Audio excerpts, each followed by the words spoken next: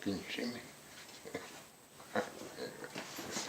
This is what I says. I don't know why whenever I come out here and do these, I start whispering. Or then my wife will be asleep right the other side. Well, but she's already up, having her cup of coffee. Just got through watching the video on reloading primers.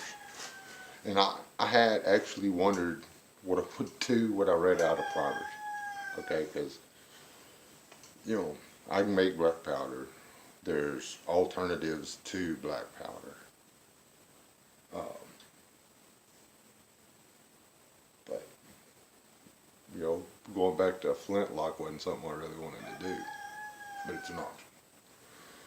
But he brought up something, as Staff Sergeant Badass on Step 1 Survival.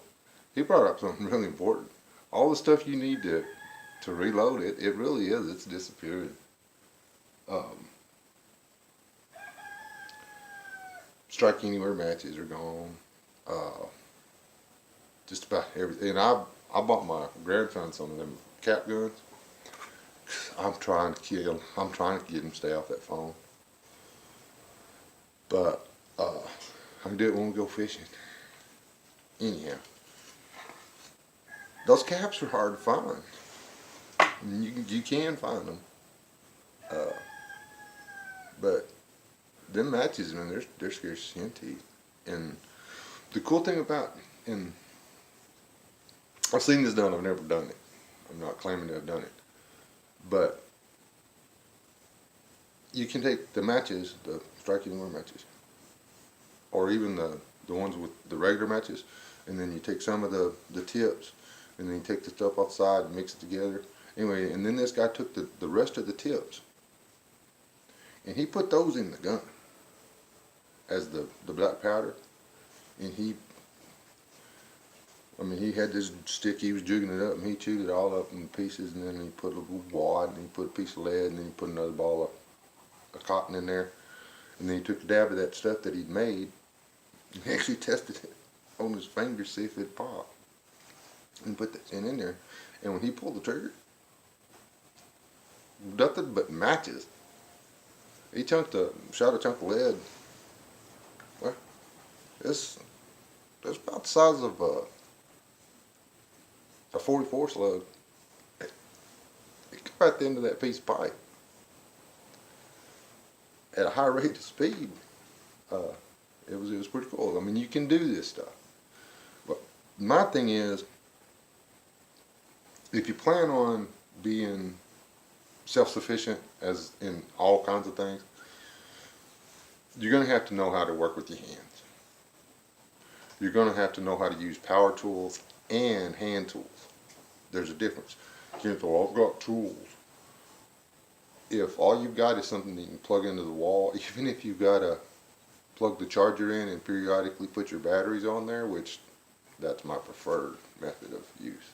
All y'all see me use it here is stuff I plug into the wall, because I'm not going to load and unload my truck every day so I can pedal in my shop. I use junk here to make junk. That's the rule. Okay? That's the rule. So that's how we do it. Okay?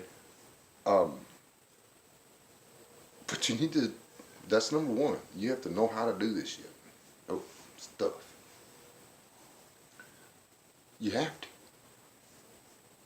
Or you're not going to be able to. Or you're going to have to come to some guy like V.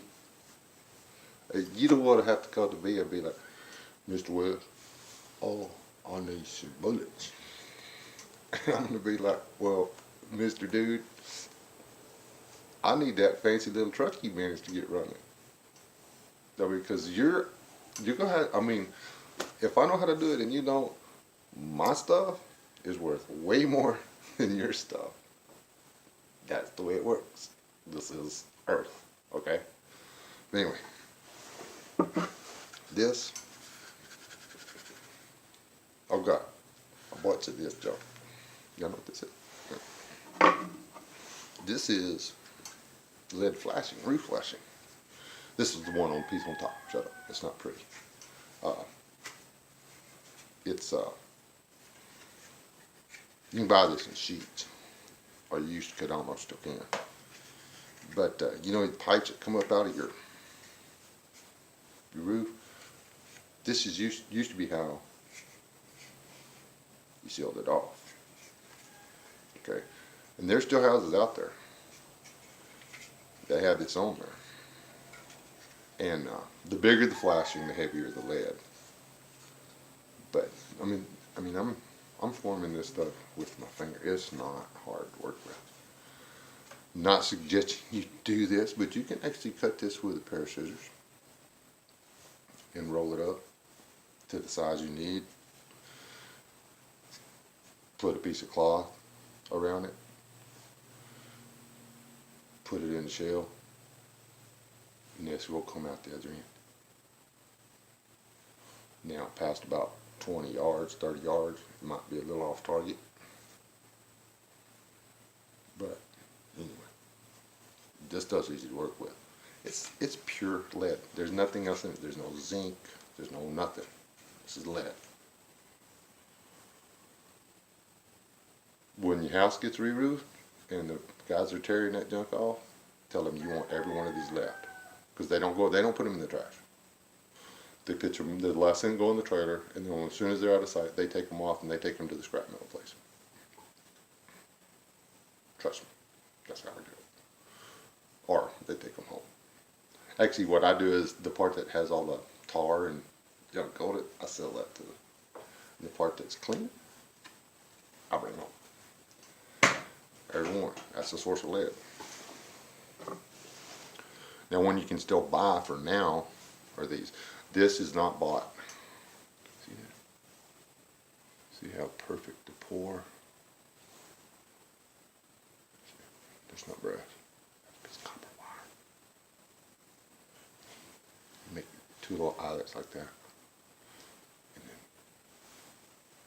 you roll the lead ready. Squeeze. And you have a weight. But anyway, I picked it, bought this in there because you can still buy these. And these melt down and you can make stuff out of them. Be cautious when you buy stuff that you think is lead. This is a lead weighted jig hook.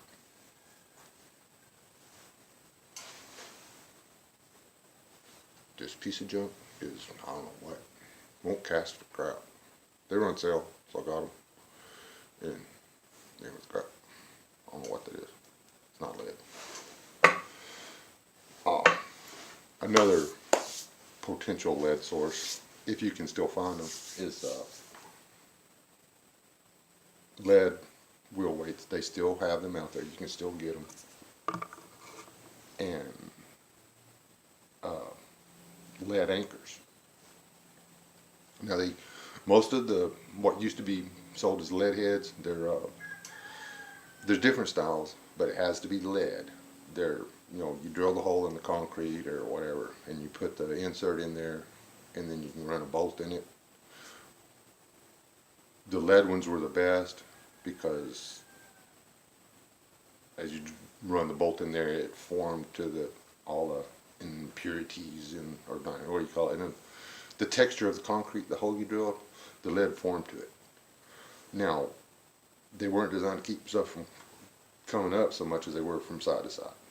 But anyway, lead heads or lead inserts, lead anchor inserts, they're actually fairly cheap comparatively. And they're still readily available at most of your hardware stores. They come in various sizes.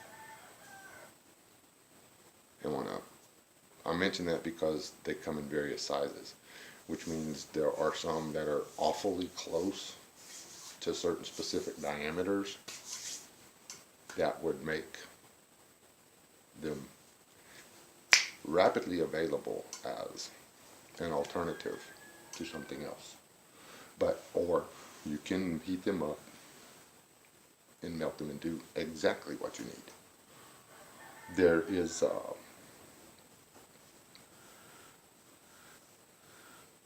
no alternative to lead when it comes to a bullet.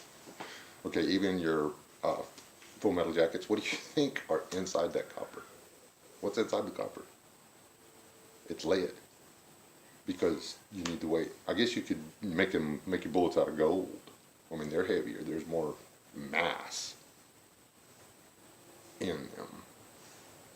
Because the kinetic energy, I'm not a gun guru or whatever. I did have a brother who was like into this like it was the Bible. But kinetic energy, okay, if you take a plastic pellet that weighs 1/10 of a gram and you shoot it out of something at 1,000 foot per second and it impacts something, it has a certain amount of force. It's not, it's the combination of the speed and the mass, which is translated by weight. I mean, it's how they describe the mass. Density, blah, blah, blah, all crap. When that hits, it's only going to do so much to here when it hits, because it's only got so much kinetic energy. If you take the same size piece of lead, which has more mass, and it travels at the same velocity, or even less velocity, when it impacts over here, the kinetic energy that it has is tenfold of the other projectile. And it will do massive amounts of damage on impact. There's no alternative. I mean, you can't replace mass with anything. You have to have the mass. You have to have the weight to make something work. I don't care if this video is long, because this is important.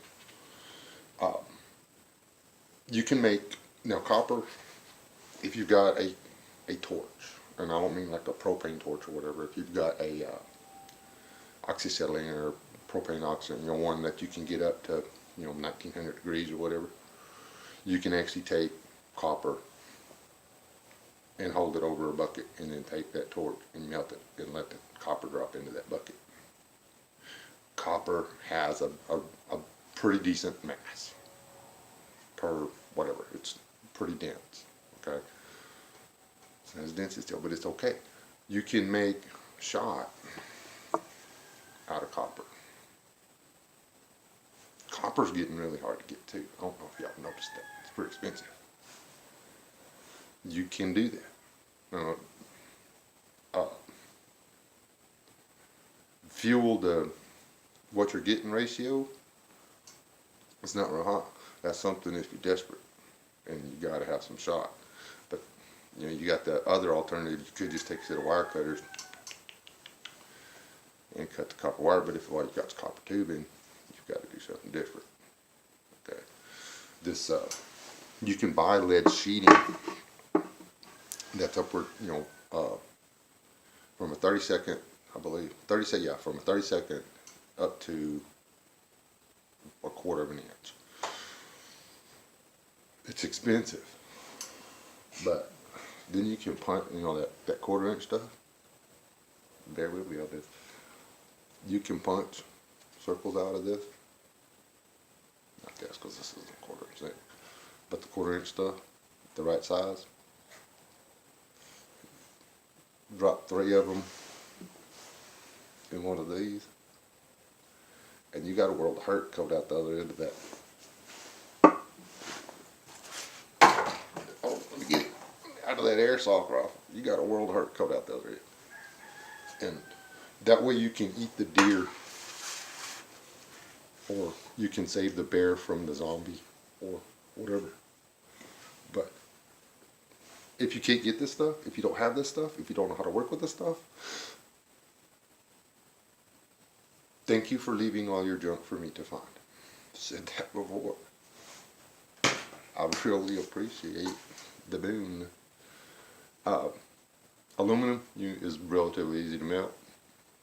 Guess what? Aluminum is going to have.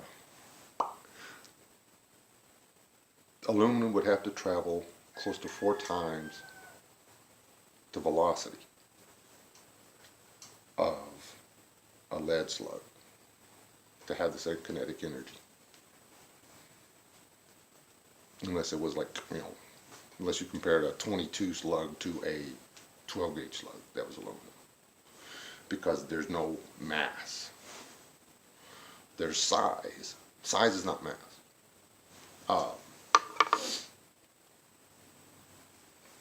A comet is a big chunk of ice that you can see flying through the sky, and it's actually boiling the whole time because it's just stuff that boils in the deep cold of space or whatever. I don't know if it's cold or hot out there. There's not really a whole lot of mass there. I mean, it's pretty big, so we don't really want one coming in down in our backyard. These fireballs we've been having, those are meteors or meteorites.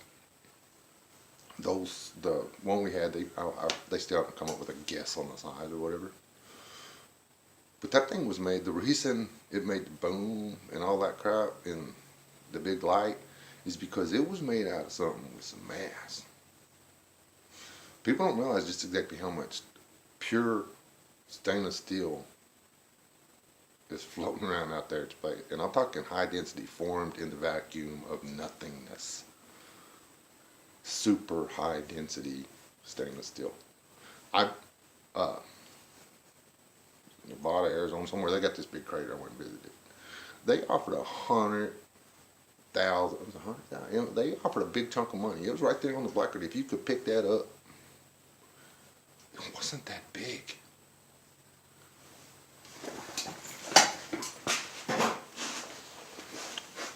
See this toolbox? Oh, that's what, 20 by 8?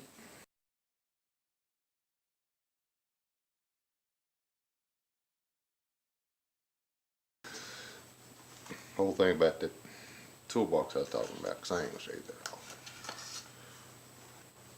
We couldn't budget. I mean, a chunk of meteorite. I mean, it was a little bigger than that toolbox. Maybe 8-10 inches longer. Not much bigger. We couldn't budget. That's mass. Y'all following the concept of mass? Yeah.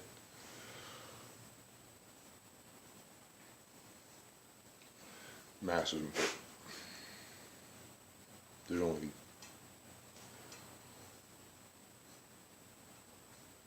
certain things that's going to work. All right. If you don't know how to do this stuff, or if you don't know how to do anything worth something in a world where electricity doesn't exist, where the internet doesn't exist, where the ability to manufacture paper doesn't exist,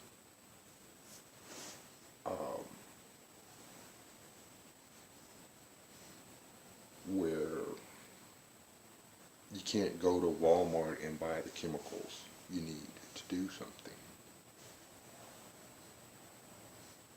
I mean, where you can't go buy the vinegar you need for a project. You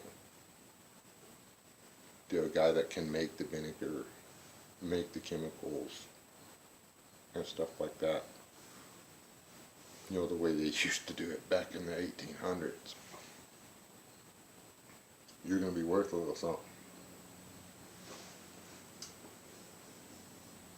Got to get out there and own this stuff. And when I say own, I mean you got to be the guy that can put his hand on it and get it done. And that's how you're going to be worth something. That's how you're going to be able to eat. I still ain't figured out how to grow a garden. Hopefully I can do it before whatever. Doing it completely different this year, so maybe. But you gotta own this, guys. You gotta own it. You can't just watch a video or read a book and go, yeah, I can do this. I can make this happen. I mean, we're not all going to be the professor and be able to, make a radio out of, or a battery out of a coconut and a seashell or whatever. Uh, we got to be worth something to be worth something. There's